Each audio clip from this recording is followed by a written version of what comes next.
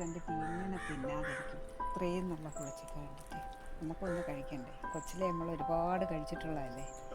അപ്പോൾ ഒന്ന് കഴിച്ചു നോക്കട്ടെ.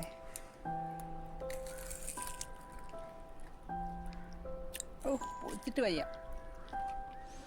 നമുക്കും കഴിക്കാം. നമുക്ക് പോയൊരു മിറക്കിൾ ഫ്രൂട്ട് കഴിച്ചിട്ട് വരാം. എന്നിട്ട് നമുക്ക് ഈ പുളിച്ചിക്ക കഴിക്കാം. എങ്ങനെ കഴിക്കുമെന്ന് നോക്കാം. ഓക്കെ.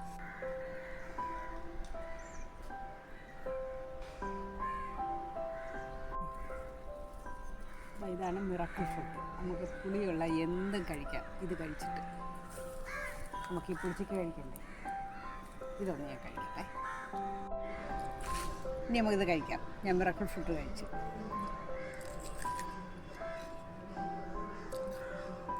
നല്ല മധുരം.